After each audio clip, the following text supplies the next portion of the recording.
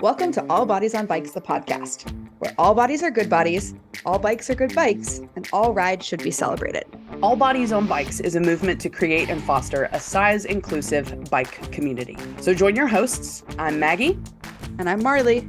As we explore the complexities of the biking world, help us break down barriers and create the world that we want to see.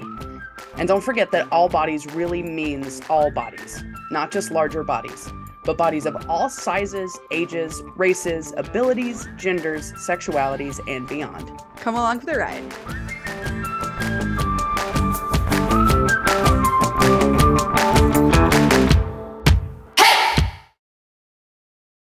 Oh, hey, hi, hello there, Marley. How's it going?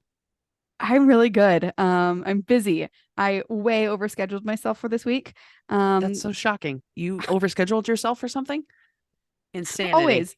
And then No I'm like, way. oh, I'm exhausted. I'm going to not do it. And I'm like, no, you do this to yourself all the time. Like one of these days I'm going to learn from my lesson. But no, I'm good overall. I'm very, very good. One of How are these you? days we're going to learn. I'm doing great. Yeah, I don't really have more notes on that. Just doing great. I rode mountain bikes in the dark the last 2 nights in a row. Okay. So I met some really lovely frogs last night. So that was a good time. But yeah, we're just here and we're podcasting, and this is the All Bodies on Bikes podcast. And if you're new here, we believe that all bodies are good bodies, all bikes are good bikes, and all rides should be celebrated, and that we should talk about all those things more. So we started a podcast. We did. And that's why we're here. And today is going to be really fun because we have some near and dear friends / volunteers / people that actually do the work for All Bodies on Bikes. And I'm really excited to have all of them on the podcast. Heck yeah. So I guess without further ado, I'm going to dive in and tell you who we're chatting with today. Okay. Tell me. What? Tell you? Okay. Yeah. I'm ready. So All Bodies on Bikes, if you didn't know, has 11 regional chapters across the United States. Today, we're going to be chatting with our Denver team about their experiences leading an All Bodies on Bikes chapter, their motivations, and some learnings that they've had during their first year as an official All Bodies on Bikes chapter. And we've got 4 of the chapter leaders on the call today. And Maggie and I will just take turns introducing them. So I'll start with Noelle. So Noelle, they, them pronouns, white, queer, non-binary, fat femme who goes by they, them. Noelle likes bikes, hikes, baking, embroidering swear words. Oh, I want something embroidered. I want a big old F word. Drawing friendly monsters and fat ballerinas, being consistently inconsistent about all those hobbies just mentioned, and building community. Noelle is very consistent about that last one. We also have with us tonight Tara, and I'm going to interrupt my own self and make sure that I pronounce that correctly. Fantastic. Tara is here. Tara goes by she, her. She is a former triathlete, current gravel cyclist, and starting to dabble in mountain biking. Outside of cycling, Tara is a dog mom, physical therapist, and enjoys all the outdoor activities that Colorado has to offer, which is at least 2. Only 2. At least. At least. I don't know. We could probably like do a whole podcast Maybe just 3. like going through the alphabet, naming outdoor activities you could do in Colorado. That's very true. All right. Our third leader that we have today is Beth. Beth uses they, them, and she, her pronouns, and they are white, large, agender person that believes N+1 is the correct amount of bikes. Beth is a former collegiate athlete that became a bike commuter, a long-distance backpacker, and then an adventure cyclist. Beth loves art, nature, dogs, coffee, and human connection. You have to. Those are 4 of the greatest things on planet Earth. And last but most exceptionally not least, we have our 4th Denver leader, Daniela, who goes by she, her. And Daniela is a fat, cishet, white, ADHD, happy Latina, reconnected with bike riding a couple years ago as a way to spend time with her partner, and enjoys dabbling in the sport of triathlon. And that's our Denver team. Welcome to the show, you all. Yay. Thanks for having us. Heck yeah. So we've got a bunch of questions for you all. And I think just to make it easier for the guests or for our podcast audience, as you're chatting, as you pop on and to answer, just say, hey, this is Noelle. Hey, this is Tara. So we know who's talking. Because with 6 of us, the voices might get a little muddled. So this first question is, I'm really excited to dive into it. because I think it's unique within the All Bodies on Bikes chapter model. And so you guys have a really fascinating origin story of how you all got to know each other, how you decided to apply to be a chapter. Can you tell us that story? Sure, this is Daniela here. So Noelle and I are in a Facebook group called Denver Fatties, of which Noelle is an amazing administrator. And they had posted soliciting interest in submitting an application to form a local ABOB chapter. I knew Noelle previously through work and decided to jump on board. It sounded fun and like a unique opportunity to expand the cycling community from a place of size and inclusion. But no, I'm sure you have your part you want to talk about with that. Yeah, and this is Noelle. When I saw the ABOB post on Instagram, I knew I wanted to be a part of building something I never had experienced in the Denver area, but I really didn't want to do it alone. So I think Tara, you commented on that because Tara is the incognito member of our group on Instagram. She has no profile picture, but she tracks all the things happening. She's often our lead, but that was where I learned about the opportunity and coordinated all of us submitting an application together, which we did through Google Docs. And then we met for the first time in person, actually at our very first ride that you were at, Marley. And that was a really fun, I realize now, overwhelming for all of you ride. And for that, I apologize. I have gotten so used to this chaos that is like, oh, 50 people are going to show up to this ride and it's going to be fine. And I don't feel like I prepared you all adequately for that experience. But you all did such an amazing job of jumping in and taking on the leadership role. And that was such a great day. And it was really, really cool.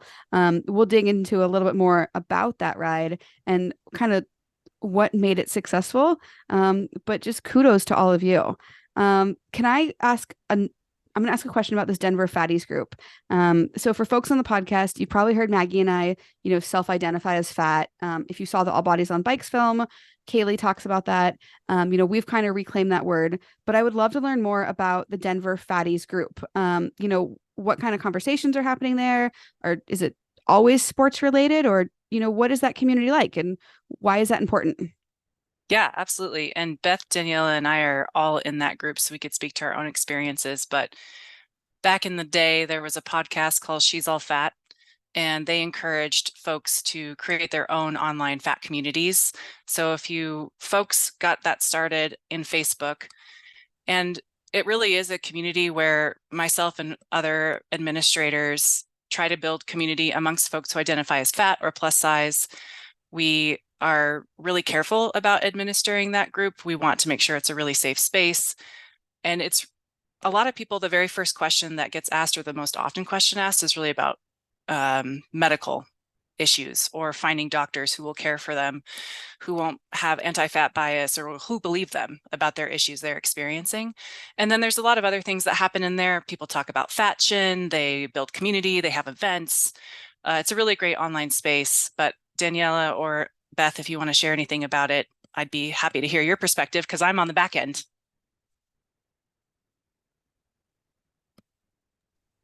So this is Beth speaking. My experience with it is really cool that I enjoy people post questions like, hey, is this a fat friendly space? Like we have tickets to go see a hockey game. Can I sit in the seat? Like for me, knowing that I'm not going to sit there sideways in my seat, hoping I'm not leaning on the person next to me is really valid and makes me more comfortable and want to show up to these different events. I would second that. This is Daniela. I think what I've enjoyed most of that about that group is just the normalization about talking about being fat in spaces. And so I love seeing when people post events like, oh, we're doing a clothing swap. Because I've been to clothing swaps where I've gone and there's been nothing in my size, and it's very frustrating.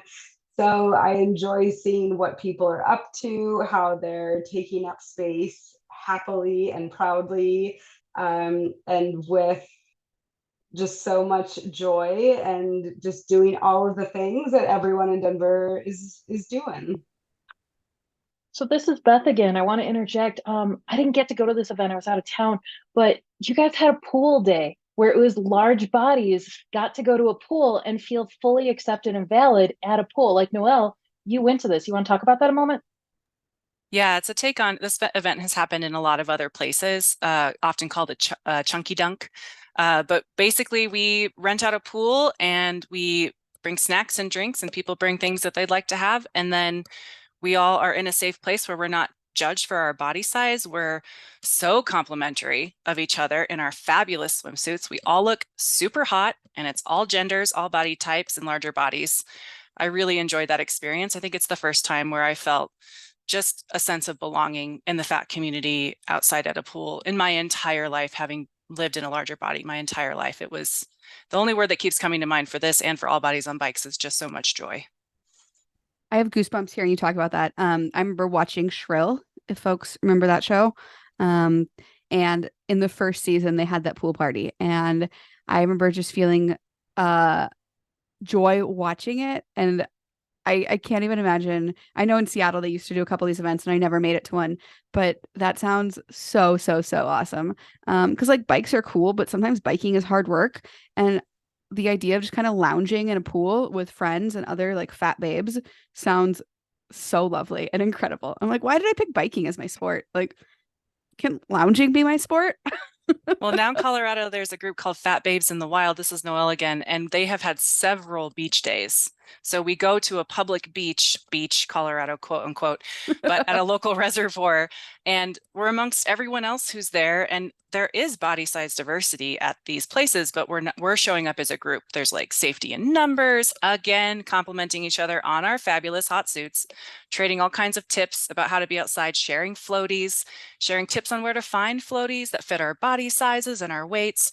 And that group has just grown a whole lot, just like Denver Fatties, because there is a need to create community and belonging in the fat community. And turns out fat people like to swim and we like to hike and we like to bike and we like to do all the things that standard sized bodies do, but we've just accommodated ourselves or, been uncomfortable. So, oh man. And we like to do all those things with other people that like to do all those things. Ding, ding, ding. As another thing there. Well, when we started All Bodies on Bikes with the chapters, we wanted to fill a missing need in communities. From my own personal experience, I'd been left behind on far too many group rides. And, that was even in like Seattle and Portland, where there's this huge bike community. So I guess for all of you, what was missing in the Denver community or, what was kind of the impetus? Because when you think of Denver, you think of it's a cycling community. I guess what was missing there, without stating the obvious, that made you want to say, let's do this here? This is Tara. When I moved to Denver about 8 years ago, I joined a triathlon team. I, tried to find my community because these are the sports that I enjoy. And I was able to find some teams, but they were very like intensely focused. And I wasn't always finding group training opportunities that I wanted. And so I feel like you are either semi-professional or doing things for social purposes, but there's very little kind of in between those two extremes. So I felt like there was space for that opportunity if you weren't semi-professional, but you still wanted to challenge yourself with new races and events that you were kind of pushing yourself to complete. Anyone else? Yeah, so this is Daniela. I am very easily intimidated. So I have been in Colorado for about 14 years, and I knew of riding groups mostly through social media and by seeing, like literally seeing people on the street having fun, doing great rides. And they always looked fun. The people always looked nice. Like sometimes there's costumes, sometimes there's like lights on bikes, there's music, they look great.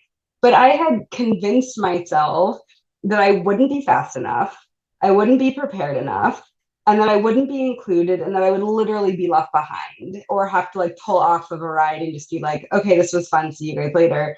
But after talking to Noelle and then getting to know Beth and Tara more, I felt like we could really fill a niche and of a community that we could co-create as a team and then with riders. So it could be another point of entry into the cycling community that considers how to account for the size of rider, safety, ability, etc., and all from a place of so much support and kindness that I felt like was evident from day one when we came together as a team. Yeah, I love that point because I think a lot of folks are intimidated and have those thoughts of I'm going to be too slow. I won't be able to keep up. I'm going to be so out of breath, or I'm literally going to get left behind. And I think that does genuinely happen to folks, even when there are those like fun rides or that they say they're inclusive. So I think that's a really, really important point. And I'm grateful that you all stepped up to the plate. This is Maggie. I don't know if I'm supposed to. It helps me keep track with who I am, so that's good for this. Talking about why you wanted to start All Bodies in your area. What is it about the work that All Bodies as a giant umbrella, but also All Bodies as a Denver chapter is doing that is so important? Why do we need this as badly as we need it?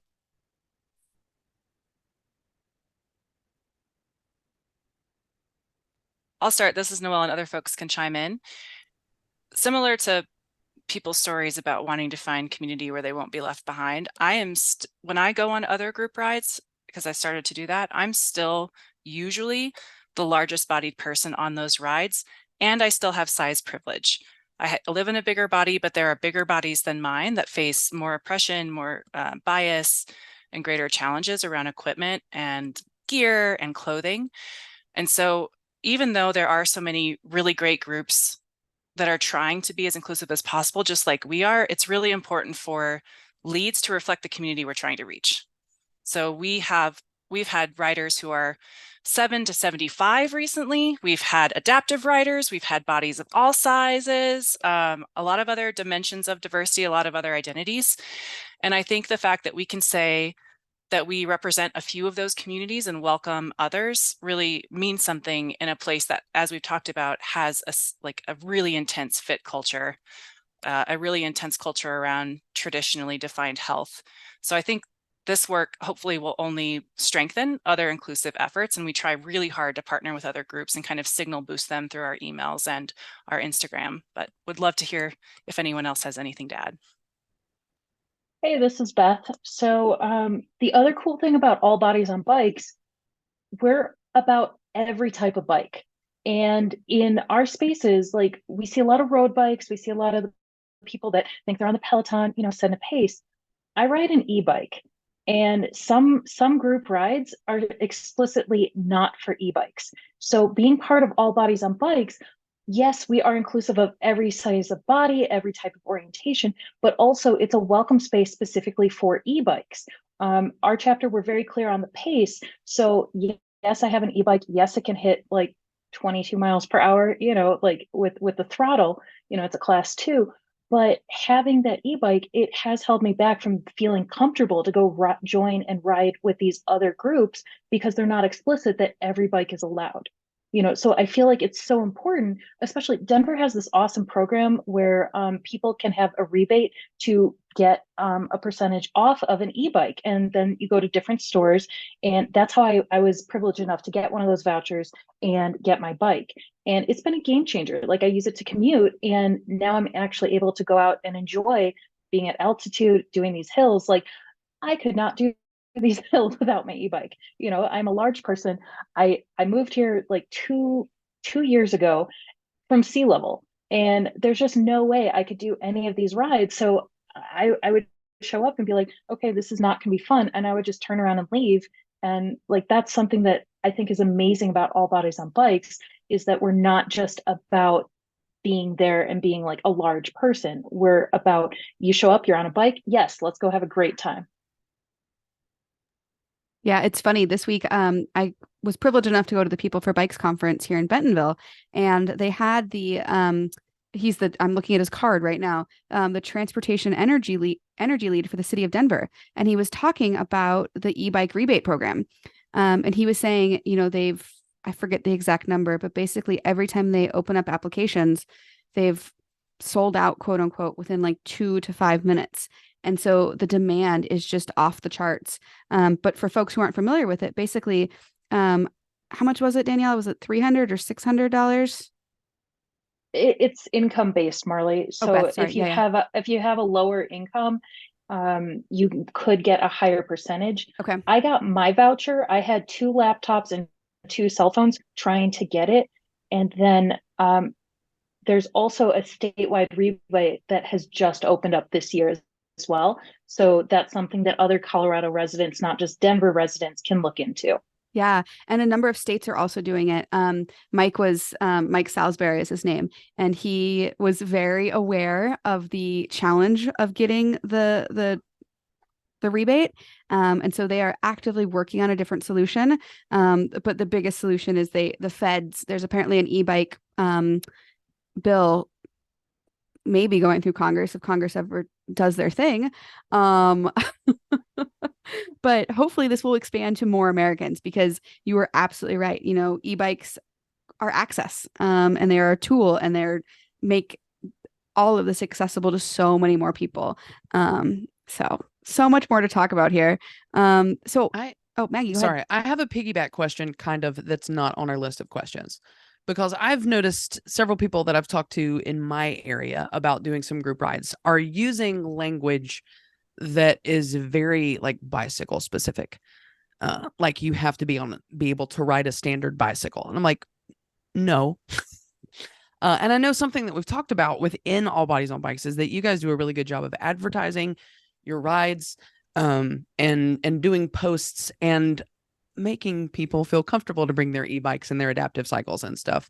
So do you have any advice for people who are listening who want to throw a group ride and really want to make sure that even in the ads beforehand, they're making anybody that has the ability to power any sort of wheeled item comfortable to come hang out on that ride? This is Noelle. Maggie, can you say wheeled one more time? Because I really like how you say a WH sound. I said wheeled. Yes. Okay, thanks. Tara, I saw You're you welcome. about to speak, so I'll kick it over. Okay, this is Tara. I was just going to say, I think being very clear on these are the surfaces and terrains that we're going to be on. If you feel safe on your bicycle on these terrains, please come. And then also kind of, this is the pace we're going to have. We've had some people show up who want to push the pace. We don't want to push the pace. And so kind of making sure the expectations are clear that we're not on a training ride. We're on a social ride, and you should be able to ride on this type of surface for this many miles. So being really explicit with what we're planning, and if your equipment fits that ride, please come. If we're on gravel and you only have a skinny tire bike, please come next time. Yeah. One of the things that you guys have also done an amazing job at is, it's all part of the same thing, but the language around kids on bikes, because we always say, all ages, all abilities, all genders, but we don't necessarily really mean all ages. Can you talk about how you've handled kids joining these rides? I'll jump in first. This is Noelle. That language that we used most recently actually came from kind of a pain point moment on one of our rides. So a couple parents showed up with a bike that had a seat for a child, but also showed up with their kiddo on a Strider bike. And it was the longest ride we had planned to date of 13 miles with our very first climb that we definitely expected folks to want and need to walk. And we always support walking hills, right? Hike a bike if you need to. And we did explain to them about the ride and how long. And I think a couple other people who are on this call stayed with them. And Tara and I were more at the front, so they should talk about what that experience was like. But after that, it really felt important in the next description to talk about trailers are welcome, kids in seats are welcome. However, Strider bikes won't be appropriate for this ride because of the distance and the pace. So sometimes it might feel like we're almost too explicit in our communication, but if we can describe what the ride will be like in probably 3 different ways to reach how people will think and learn and visualize, then I think we're really reaching people just where they're at, which is what we should be doing, is meet people where they're at.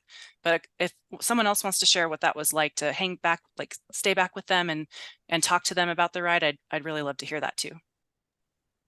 Okay, I'm going to jump on. This is Beth. Again, I ride my e-bike and it's really helpful on these rides because I can kind of zoom around as needed. Like it doesn't make me out of breath to catch up to the group. So this specific family, they were super enthusiastic. They're like, yeah, we have a plan. We have we have Ride GPS. We've downloaded it. We know your route. And I was like, okay, cool. Do you want me to stay with you or do you want to take this ride on? And they're like, we're just going to do this ride. I was like, okay, cool. I'm going to go catch up to the ride. Typically, especially that route, there was a lot of stoplights and things like that I got in the middle of intersections or in turn lanes to make sure a car didn't turn into our group and keep it really safe for everybody. I don't think we saw these people make that first red light, like that first, it would have been maybe 3/4 of a mile to the first turn. I don't think we saw them after then. We didn't see them at the social event after. And I'm really grateful that they showed up, but it's also like a missed opportunity of having this kid on a Strider bike. For people that don't know what a Strider bike, it's a great tool to teach a kid how to ride a bike where there's no pedals, they're just kicking along. Typically, it's for kids that are 3 or under that are just learning how to be confident on a bicycle on 2 wheels without training wheels. So I just wanted to define that if there's someone who isn't familiar with it. But I love that we are super inclusive. We want tag alongs. We want kids on the bars, like sitting in between, like the parents. We want them on the back. We want them in trailers. Like it's been so cool watching like families come out and removing that barrier of, hey, I'm not going to ride today because I can't bring my child. Yeah, I really love that. And I love how gracefully you guys handled it and really provided a model for our other chapters.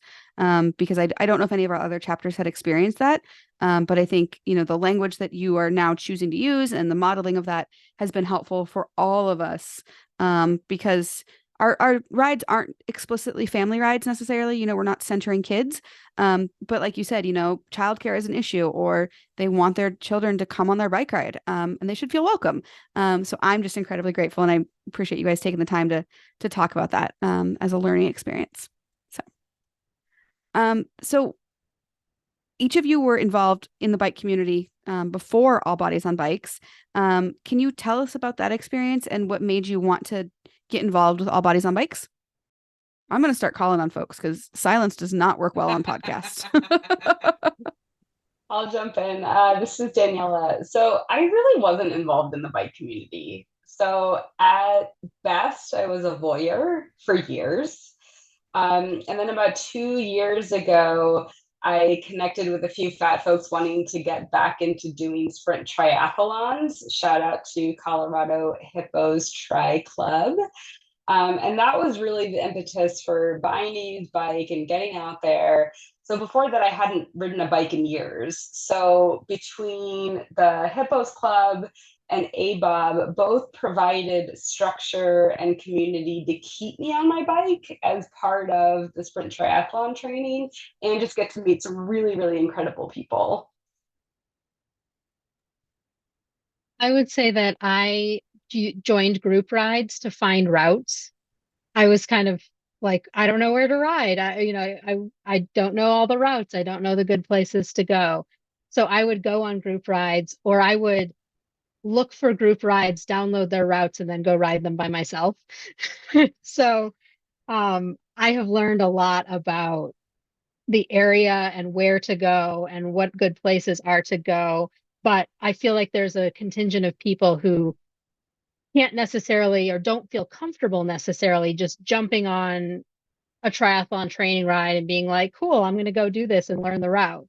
And so sharing what I've learned about awesome places to ride and beautiful places to go is an important piece too, because that's a huge barrier. When I moved to a new place, one of the biggest barriers to me getting on my bike is knowing what roads are safe, where are the bike paths, how can I put together a route that I'm not going to regret when I get halfway through it. Yeah, I'll add, this is Noelle, about my experience. So I started biking when I moved to Denver a lot more, and I started biking a lot more when I moved to Denver in 2011. And I got more involved in cycling to the point where I did the half century for Denver Century and experienced what that group ride was like and what a supported ride was supposed to look like or could look like. I had a lot of learnings about that and how I felt in my body when I finished it and whether I had trained for it. And then my wife and I have ridden in the Colorado Children's Hospital Courage Classic 3 times now, which is a 2-day fundraiser ride in the mountains of Colorado. And that is much more of a ride. It's not a race. The aid stations are incredible. There's costumes. It's for an amazing cause. There's families everywhere. There's all kinds of bikes. And still, even through all of those experiences, when I would look around, I would just think, I know that there's more size diversity than this. I know there's more cycling diversity than this. I know there's a real opportunity to create more community than what exists. And I just had never found what I wanted to experience. So I think being part of a couple of organized events and then riding on my own through the city a bunch for commuting or just for joy, saw this gap that I knew if I was experiencing, I'm sure other people were as well in the Denver area. All right, last not least, of course, it's Beth. So my experience, I've lived around the country in a few spots. I grew up in Chicago suburbs, and I was car free for a number of years where I just commuted back and forth to work because my commute was 5 miles and it was super flat. I also lived in Lexington, Kentucky, for 9 years before moving here to Denver. And Lexington, Kentucky, it's a very small city, college town, but like everyone's involved. And we had a program called Lexington Social Cycling Group.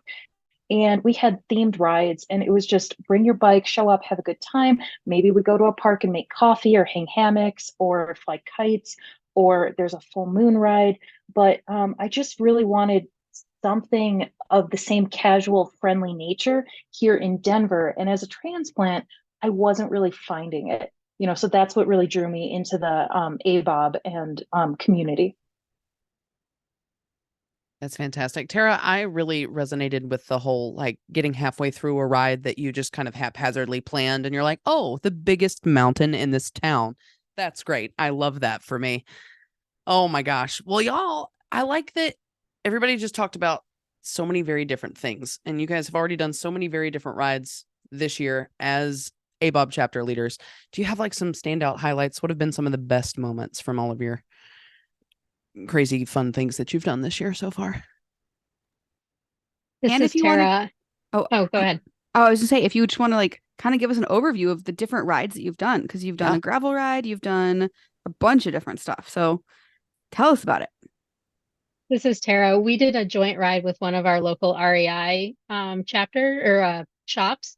And one of the couples that was on the ride with us had just bought bikes for their wedding. It was their wedding present to themselves. And it was the longest ride they'd ever done. It was the hardest ride they'd ever done. And they were brand new bikes. And they had so much fun. Like they were so thankful to have a place to go and, break in the new bicycles. That was one of my memorable times. That's amazing. This is Noelle. I think one of my favorite things is when we almost always ask, is anyone new to a group ride? I think some of the highlights that I recall most clearly over the last year is seeing people make friends and build community. So we always ask, are you new to group rides? Or do you have mechanic experience? And often do an icebreaker in the beginning as simple as share a time recently when you experienced joy in the outdoors. Just meet someone you've never met before to establish that we're here as a community and to take care of each other. And then people have traded cell phone numbers, they've gone paddle boarding, they've connected after the rides, and then they've returned to our rides. And then this last ride we had a younger kiddo who really wanted to come on the ride with her aunt, and she got on the trail and she was told how long it was, which was like 8 miles. And she's like, I just don't know if I can do this. And by the end, she shared with me how proud she was that she finished the ride, that she felt really great about it. And that just like starting from such a young age of accomplishing something they didn't think they could do, but they really wanted to because they loved the activity, is something I really wish that I had had as a kid. And we do this for all ages. And it's like the highlight is just the overall experience of this building community for me. I love that. I remember my first 10-mile ride was as an adult, but it felt like such an accomplishment. And now I should remember to celebrate those little victories because I'm like, oh, it's just 10 miles, but 10 miles is still a long ways. 8 miles is a long way. You guys have done some partnerships. You mentioned this a little bit earlier, Noelle, but there's some other really cool inclusive groups in Denver. I feel like I see it on Instagram, Femmes and Thems, and there's a couple other groups. Do you want to talk about those partnerships at all and how you're elevating other folks and working together? Yeah, I mean, I've said this to you before, Marley, but the fact that you came out for our inaugural ride really brought out the groups. We didn't even know necessarily who was with who yet. And once people started sharing as we went out and greeted everyone, I'm from this group, I'm from this group, we did the impromptu intro opportunity so people could just share who they were. And that really kicked us off in a strong way that those folks came out to support our initial ride.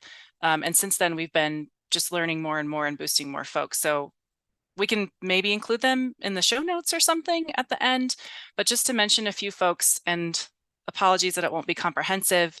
There's Ride for Racial Justice here, Black Girls Do Bike Denver. You mentioned Femmes and Thems. I just went on an amazing Halloween decoration night ride with them recently. I know, it was so cool. Radical Adventure Riders has started a Front Range chapter here. There are a couple of women and Latina women focused mountain biking programs. Queer Plus Bikes is huge here in Fort Collins. They do a lot of great gravel rides. And then we also have had a couple of shops reach out to us about wanting to start rides or have them there. And for example, Treehouse Cyclery, who you just had Alyssa on the podcast, she is starting to lead social rides from their shop in Denver. So there's always more groups that I find and we find online, but if folks want to reach out to us, and we'll signal boost you in our emails and our social media for sure. We just want everyone to experience joy on the bikes wherever and with whomever they can. Awesome. I really, really appreciate that. I think, when we had our chapter leader retreat, we talked about how this works. And we know that All Bodies on Bikes isn't necessarily going to be the everything to everybody, but there are other groups doing amazing work that is collaborative and really in line with our mission for joy. So thanks for really taking that to heart. Also, if any of y'all want to come to Arkansas and lead some or start some inclusive rides, we could use your help here. I'm writing down that list for the show notes, and all of those groups will be in the show notes. We'll link to their social media. But yeah, that is incredible. Almost like I imagine on any given day, you have to choose which inclusive ride you're going to do. So speaking of, you guys have talked about this a couple times, but let me read this question because I wrote it. So what are some of the challenges of organizing and hosting inclusive rides? It's not all sunshine and roses and happy faces.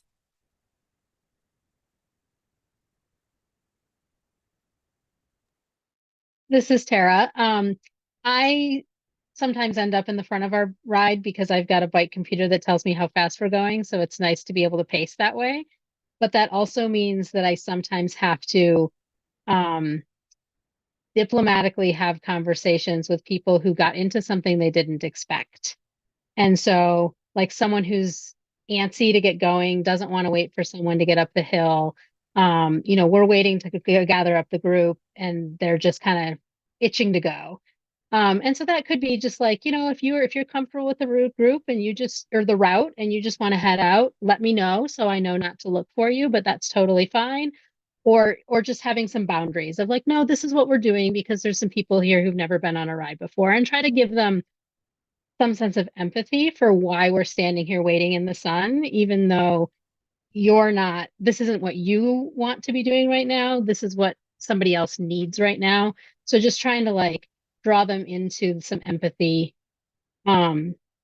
or give them permission to do what they need to do and move on if that's what they want. If I could just jump in, this is Noelle, and offer that, Tara, everything you described about being able to communicate with someone of various types of folks is actually why I want you at the front of the ride. Not because of your bike computer. I can use my cell phone for that. But you have experience in setting the pace and communicating with folks and ensuring that we're really living into our values as a group, and that you can accommodate where those folks want to push at you or just let them go. So I just want to give you a little shout out because it's really not because of your bike computer. Thank you. Yeah, and that's never a fun role to take. Sometimes when I'm leading a ride, I'll just say it at the beginning, like if you're here to rip your legs off and go fast, this is not the ride for you. Like you're welcome to join, but if you're trying to get a workout in, you might want to keep riding later. But that is a very real challenge. Any other challenges y'all want to highlight? And if not, that's okay.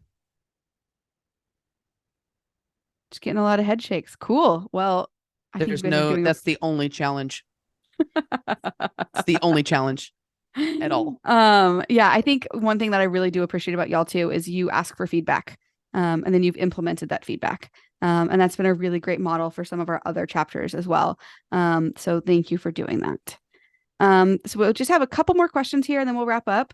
So this is a really fun question. What does your dream Denver cycling community look like? And then kind of on top of that, what work needs to be done to get there? I'm going to ask Beth to go first. Okay, so Denver is amazing for the cycling community. There are so many niche groups, as we've already kind of discussed. And there's groups for coffee rides outside. There's art tours by bike, history tours by bike. There's groups for various like identities, goals, and styles of riding, like different locations. Like if you want a road bike, if you want gravel, if you want mountain bike, there's something for everybody. The awesome thing is there's space for all of us and it's not competitive. It's not like, oh, our group is better than yours. It's like, no, we're all here. We're all doing this. We're all experiencing this awesome moment on a bike. It just depends how each person wants it. One thing I would love to see in Denver, like the work that needs to be done to build that dream community, is have a singular resource where every single group posts, this is the ride we're doing. Like maybe it's an Excel sheet, maybe it's like better social media where there's like a link tree to like, this is all the different groups we know, but every single day of the week, there's a ride with other people going on a ride. There's no reason if you want to ride with someone else that you have to be like, okay, I don't know what I'm doing today. I'm just going to go ride by myself. Like that would be my dream community, is just that we all have that connection and we always have someone to ride with if we want to. I totally agree with that, Beth. This is Tara. I've spent so many hours Googling groups trying to find things. I would love to find a resource that just a one-stop shop. Yeah, like coming here as a transplant, like it was almost intimidating because there's so many group rides and it's like, okay, how do I sort it? Like, what is the mileage? What is the elevation? Like, it's not all explicit as to like, can I actually go and have a good time? Like, that's other information that I would also want included.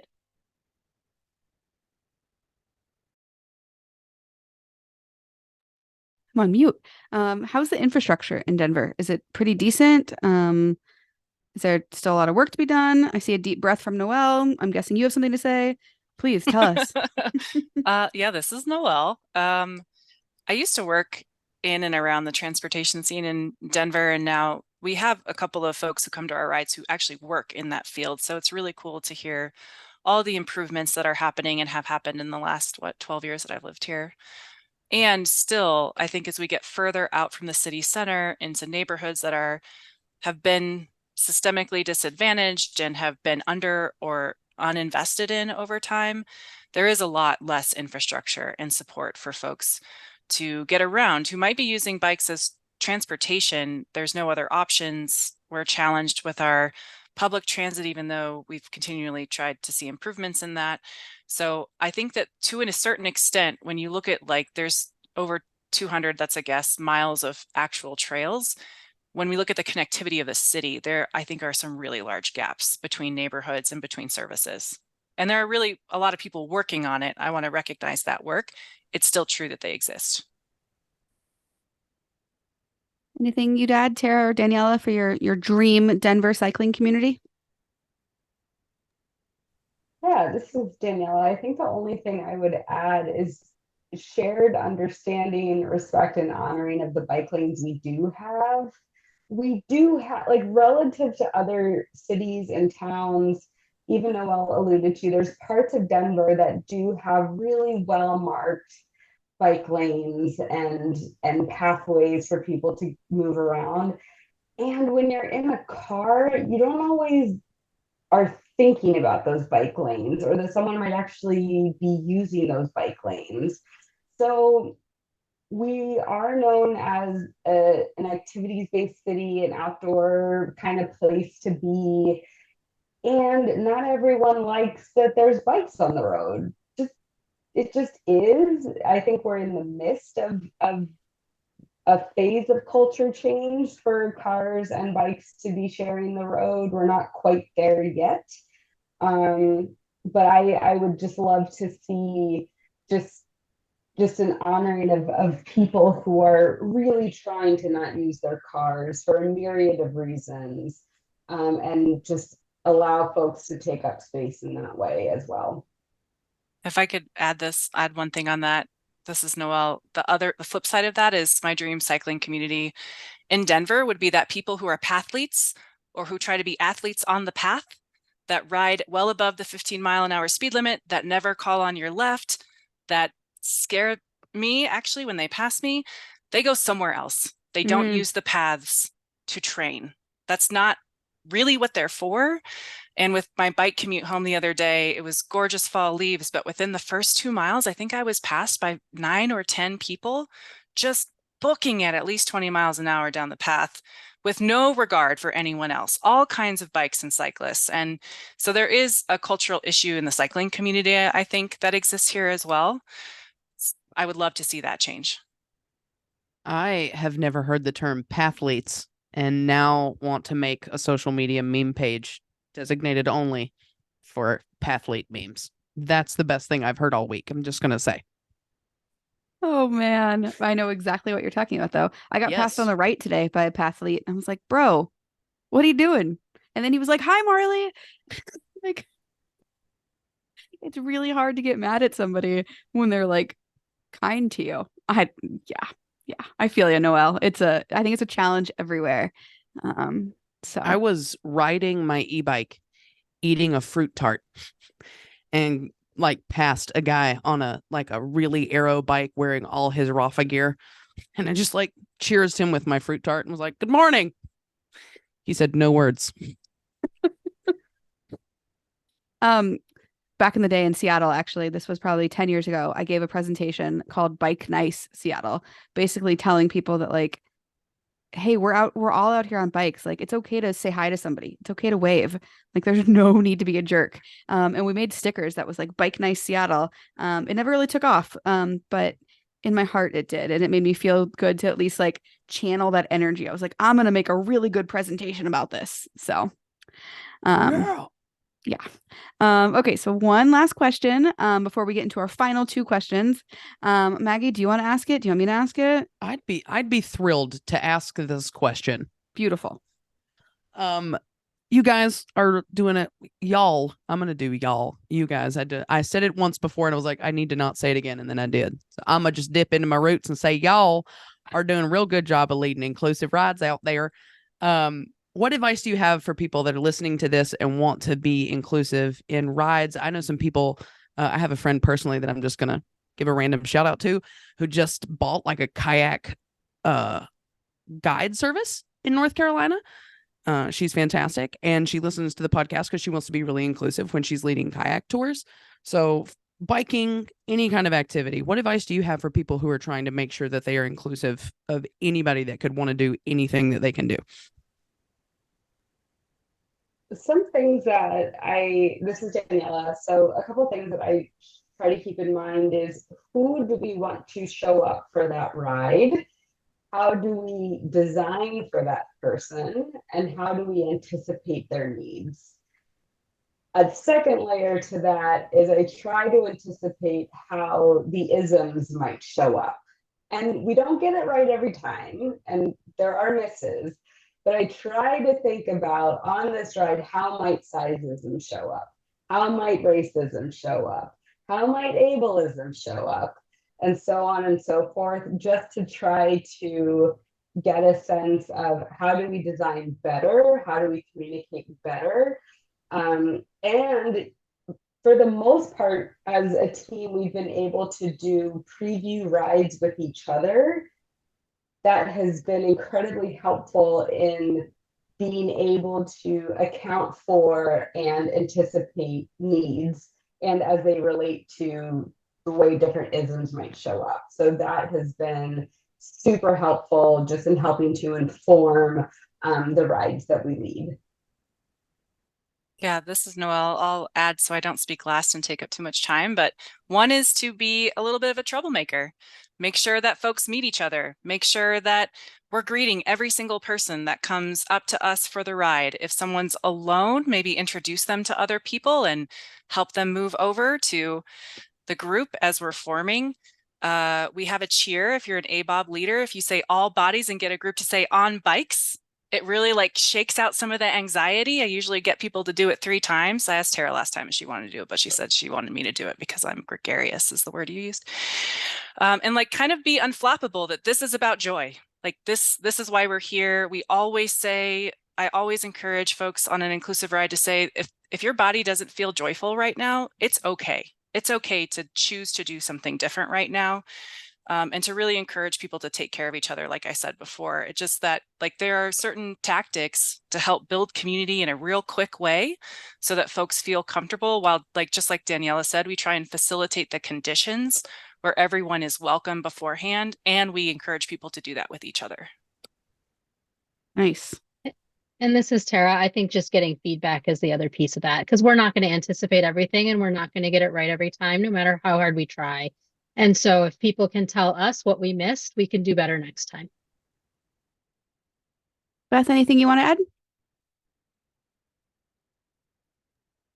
Yeah, just that to be more inclusive for any type of event, you just want to be very explicit. This is what the expectation should be. Give people the choice. Do I want to do that distance? Do I want to do that pace? Do I want to do that type of terrain? Personally, I've skipped a lot of rides because they weren't clear about what I could expect. And I'm like, I don't want to show up and have a bad time and then dislike being on my bike or whatever activity it might be. So that's just really the only thing I would have to add is make sure you're very explicit, like overshare what to expect at that event. Yeah, I love that. So before we wrap up, where can folks find out more about All Bodies on Bikes Denver and your upcoming events? Obviously the show notes. We will have their details here. But if you're listening, because I'm notorious, I've never looked at podcast show notes. Supposedly people look at them. I don't know, but we'll have the details in there. But for other audio processors, where can folks find you? This is Noelle. They can find us at allbodiesonbikes_Denver on Instagram.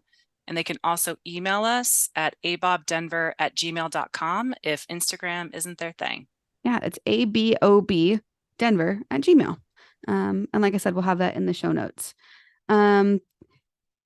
Did y'all want to give a shout out to these other groups, or do we already do that earlier? We covered that. Okay, cool. I thought so, but just to make sure. And we'll make sure that we have a link to all of those, the Black Girls Do Bike and Femmes and Thems and all the amazing groups that our chapter has collaborated with. So in wrapping up, we've got our 2 last questions that we ask everybody, and we'll kind of do this as a lightning round. So the first question is, and I'm going to call on you, what is your perfect day outside? We're going to start with Beth. All right, so perfect day outside. It's got to be sunny. There's got to be a tailwind. I've got to be with really good friends. I got to have coffee. Love it. You were ready for that. That is all of the good things. Yes. I'm going to popcorn over to Daniela. Thanks, Beth. My perfect day is actually probably around this time, just going on a nice hike, mid-60s to upper 60s in temperature, and just being among golden aspen trees and just watching the leaves fall as I do my hike. I'll pass it over to Tara. I came pretty close a couple weekends ago up in Rocky Mountain National Park, not a cloud in the sky, 65 degrees, fall colors, and the road was closed to cars. It was perfect. Did you ride sorry, Noelle, we'll get to you in a second. But because I went to Rocky Mountain National Park, I know that road. Did you ride all the way up to the top? Old Fall River Road was the one that was closed. So we rode up all Old Fall River Road, not Trail Ridge. It ends at the same spot at the top. That's incredible. That ends Beautiful. at it's like 12,000 feet or something. About that. Wow. I remember driving that and the whole time saying out loud in the car, man, I would hate to bike this. Yeah, my husband was on his e-bike. He loved it. And going down, I'm sure, was a lot of fun. But wow, absolutely. That sounds incredible. And last but not least, Noelle. Slight breeze, a little cool in a hammock with a blanket and a book and probably 3 beverages. At least 3 beverages at all times. You and Maggie cut from the same cloth I there. keep increasing in how many beverages I have to have at once. It's getting out of control. And then our final question for just everybody. We've talked a lot about bikes. We talk a lot about bikes. Everybody's into lots of stuff. What's something else that you wish you got to talk to more people about? I'll go first, so I'm not last. This is Noelle. How to temperature check a cake so it's perfectly baked like you would a steak. Yes. We're going to bring you back Amazing. on the podcast just to talk about that because I would like to know that. We're talking about like temp checking, not like where you stick the little straw in the cake. Correct. With a Okay. thermometer. All right. Oh, okay. Dang, okay. Mhm. Not like grandma used to do it. Mm. Understood. Mhm. Tara, let's go to you.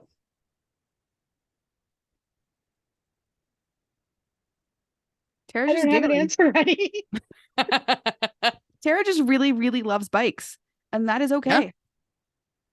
And it's exceptionally valid. Yeah. We'll come back to you at the very end just in case. Let's go to Daniela. Okay, so I'm not great off the cuff, and I tend to go like too deep when I don't know people very well yet. But I'm just gonna go for it. No such thing. Yep. Embrace it. Thanks, Maggie. I got you.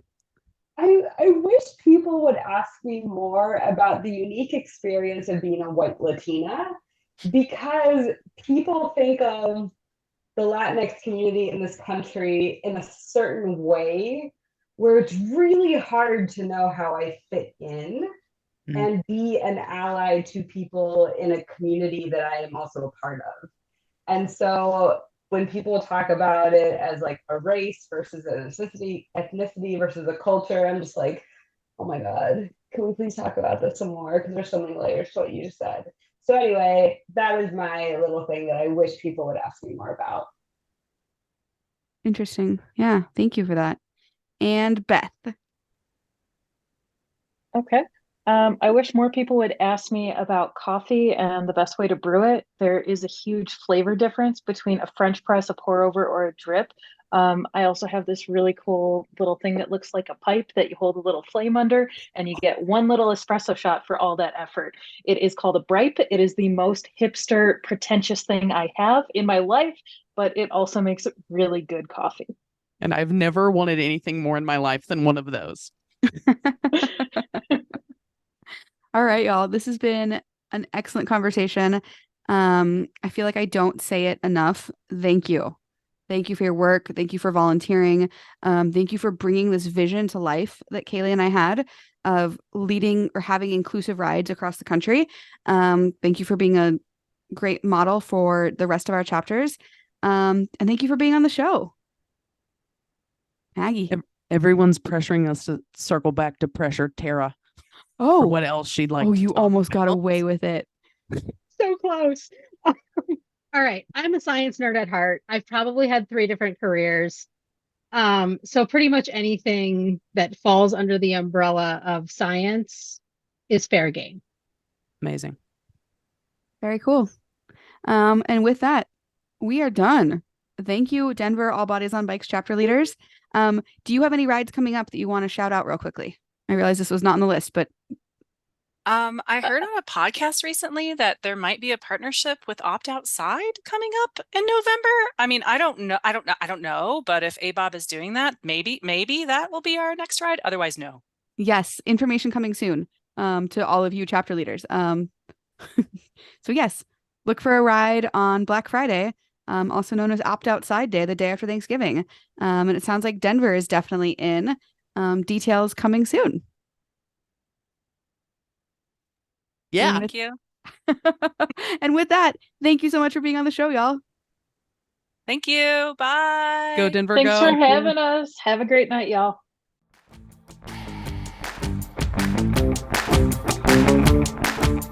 This is an All Bodies on Bikes podcast powered by Feisty Media.